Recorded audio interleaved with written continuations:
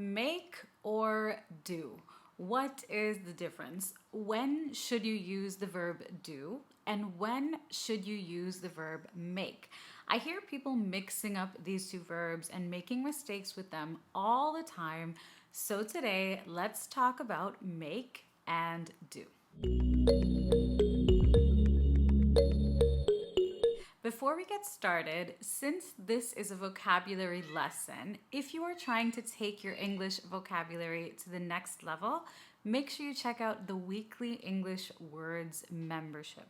I will link that down below in the description so you can check it out. So first of all, is this really a big mistake? Is it a big deal if you mix up or misuse these two verbs, make and do? I want to point out that this is an obvious mistake. It's a noticeable mistake. So if you do make mistakes with these two verbs, it will be clear for your listener that either you are not a native speaker, which is totally okay, but it will also be clear for your listener that you have a certain level of English. This is not a mistake that advanced English speakers or native English speakers would make. And of course, it is totally okay to make mistakes when you're speaking. Don't stress about that. However, if you are working on your accuracy and polishing up your English and you want to kind of eliminate these common mistakes, then this is a very important lesson for you. So first, we're going to talk about the verb do. Then we're going to talk about the verb make, and we're going to learn some very common collocations or phrases that are used with both of these verbs. So we use the verb do when we are talking about a task that you complete or an action that you perform, okay? So do is for tasks, a task that you complete, or an action that you perform. And it's very common to replace other verbs with do. Let me explain a little bit more what I mean. So instead of saying, I have to wash the dishes, we can replace the verb wash with do. It's very common to say, I have to do the dishes. I have to do the dishes, okay? Now, do the dishes means wash the dishes. And again, this is a task that you are completing or an action that you are performing. Do the dishes. Now, the verb make means to create or produce something. So when we use make, we're talking about something that doesn't exist. Then we do something and we produce, create, or make it, right? So something doesn't exist and then it does, all right? So let's look at this difference again. Do is used when we are performing a task or completing a task or an action. And make is used when we create or produce something, all right? So let's look at some common examples. First of all, with the verb do. So I've already mentioned do the dishes. We also say do the laundry. For example, I do my laundry once or twice a week. I do my laundry once or twice a week. So this means I wash my clothes. But it's much more common to say I have to do laundry than I have to wash my clothes, all right? So do laundry, that's another common collocation. Do laundry, do dishes. We also say do my nails. Do my nails. Now, if you say I have to do my nails or I just did my nails, that means I just did a manicure. I tidied my nails up, I cut them, I filed them, maybe I painted them, all right? So remember that it's very common to replace other verbs with do. So if you do your nails, you basically perform the task of giving yourself a manicure. And with this one, it's also very common to use it in the passive voice. If you go to a nail salon and get your nails done by someone else. So if you say, I just got my nails done, this means I went to a salon and someone else, a nail technician, did my nails for me. If you do your nails yourself at home, you can say, I just did my nails. Another very common one is to do your hair. To do your hair. If you do your hair, it just means you fix or style your hair. And just like your nails, you can get your hair done get your hair done or have your hair done, this means you go to a salon and the hairstylist does your hair for you. Or you can do your hair at home, all right? So for example, I just did my hair before I started filming. I didn't go to a salon, I did my hair on my own here at home. Another very common one is to do your makeup, to do makeup. Now, do makeup means to apply makeup. So I also did my makeup before I started filming. I always do my makeup before I start filming, all right? And again, you can say this in passive voice, to get your makeup done. This means that a makeup artist is doing your makeup for you. So I did my makeup on my own, or I got my makeup professionally done by a makeup artist, okay? We can also do homework, do work, or do housework, okay? And in these cases, if you do work, do homework, or do housework, this just means to complete the work that you have to do, all right? So you can say, I did my homework, I did my work, or I did some housework. Also pay attention to the fact that I am changing the tenses when I'm giving you these examples. Remember that do is a verb, so when you are trying to think of your own examples, remember that it's okay to change the tense. You can come up with some past tense examples, some future examples, some present examples, whatever you like. You can also do business. If you do business with someone, this just means that you conduct business operations with someone. So for example, I don't think he's a good person to do business with. I don't think he's a good person to do business with, or I don't trust him enough to do business with him. Another common collocation with do is to do nothing or to do anything or to do something, okay? So for example, you can say, you can do anything you put your mind to. You can do anything or complete anything you put your mind to. Another example would be, she knew there was a problem, but she did nothing. She knew there was a problem, but she did nothing about it. Another common everyday collocation is to do a favor, to do or perform a favor for someone. This one is really easy to use. You can simply say, can you do me a favor? Can you do me a favor? Can you do me a favor, please? We can also say, do your best, do your best. And do in this example means to try your best. So for example, it's okay if you're not an expert, just do your best. It's okay if you're not an expert, just do your best. And we can also do research, okay? You can do research. If you do research, it means that you conduct or perform research. For example, you should do your research before making your final decision. You should do your research before making your final decision, all right? So this list of collocations is very, very common with the verb do. So you can rewind a little bit, go back in this lesson, use the timestamps down below, and listen to these common examples again. Learning these common phrases and collocations will really help you to stop making mistakes with make and do. If you understand the meaning and then learn the common phrases and examples that we've talked about today, that's a great place to start.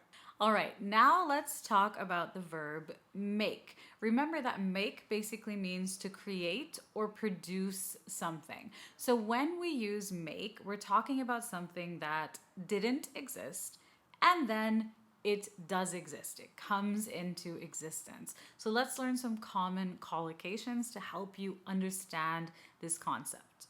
A very simple one would be to make a meal, like to make dinner, to make breakfast, to make lunch, to make coffee, to make tea, whatever. That one is a very clear black and white example. So the dinner doesn't exist, you don't have any, and then I ask you, would you mind making dinner tonight? Would you mind making dinner tonight? So you basically literally produce dinner. Another nice one is to make a difference, to make a difference. For example, small, consistent changes every day will make a big difference to your English. Another one is to make a mess, to make a mess. So for example, this is a true example. My boyfriend and I recently rescued a little baby kitten, and his first few days here, he made a little bit of a mess. But he's just a baby, so that is okay. So the mess did not exist, and then he created this mess. Our next collocation is to make a mistake. For example, I think I made a mistake, or sorry, I made a mistake. So again, the mistake didn't exist, and then you created it, essentially. I made a mistake, not I did a mistake. Make noise. Make noise is another very common one. For example, luckily, my neighbors don't make noise. My old neighbors used to make a lot of noise. You can also make plans. For example, you can say to one of your friends, let's make plans this Friday. Let's make plans this Friday. Or let's make plans when you're free. Let's make plans when you are free. This is a really nice one, to make an effort. To make an effort just means to try to do something. For example, he's not even making an effort. He's not even making an effort. This means he's not trying at all. Okay, so to make an effort, to try. Another nice collocation with make is to make history. To make history. Now, this is an expression you might read or you might hear if you are watching maybe a documentary. So, for example, Amelia Earhart made history because she was the first woman to fly across the Atlantic alone. Amelia Earhart made history because she was the first woman to fly across the Atlantic alone. Now, if someone makes history, it means they do something that no one has done before. They do something that no one in history has done. So to make history. You can think about it like this. It literally means that they are creating history that didn't exist before they did whatever they did. Make money. Again, our money doesn't exist, and then we do something to earn or create the money for ourselves. So for example, how much money do you think he makes? How much money do you think he makes? You can also make progress, to make progress. So for example, you are making great progress with your English. You're making great progress with your English. You can make room or make space. This means, again, to create more room or to create more space. So for example, I want to buy a bigger couch, but I need to make some room before I do that. I want to buy a bigger couch or a bigger sofa, but I need to make some room or make some space first. And you can make an exception. You can make an exception. So for instance, we generally don't accept late applications, but for you, we'll make an exception. We generally don't accept late applications, but we'll make an exception for you.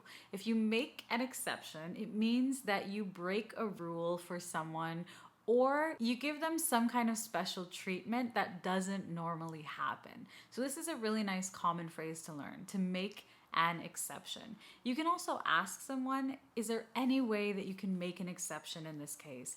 Is there any way that you can make an exception for me just this once? So again, use the timestamps down in the description to listen to these examples again. Make note of any of the ones that are new for you and try to think about how you can actually use them in your everyday life. You don't have to learn all 25 of the collocations from this lesson right away.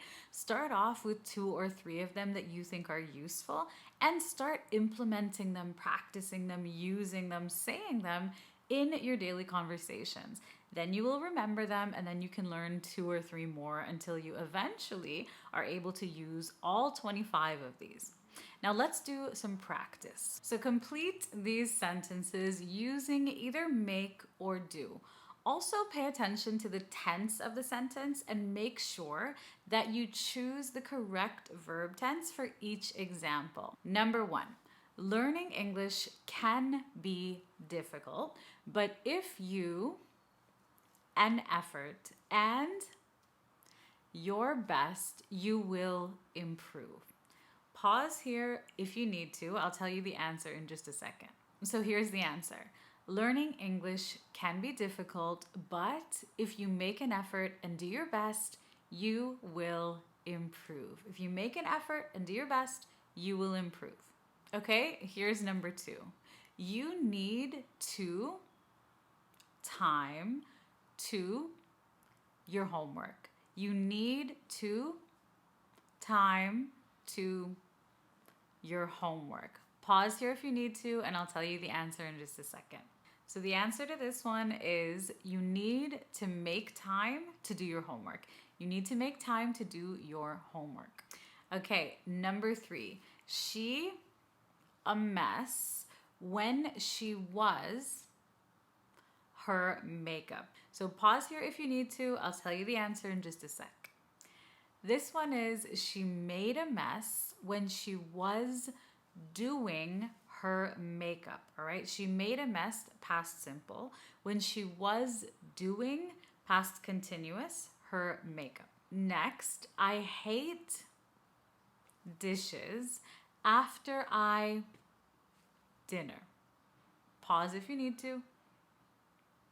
And the answer to this one is I hate doing dishes after I make dinner. This one is true for me. I hate doing dishes. It's one of my least favorite chores. I hate doing dishes after I make dinner. And the last one is, can you me a favor? Can you me a favor? Pause if you need to. The answer is, can you do me a favor? Can you do me a favor? Not, can you make me a favor? So there you have it, the difference between the verbs make and do, and 25 common collocations that you can use. Now, let me know if you have any questions on this topic as well. Make sure you practice in the comments down below. Don't forget to grab your free ebook, English Conversations Made Simple. I've written this ebook to help you take your English conversation skills to the next level and speak more naturally and more confidently in your conversations. It's free. Just click the link below the video and I'll send you your copy. So as always, thank you so much for watching, for learning and spending time with me today. And I will see you very soon in another lesson.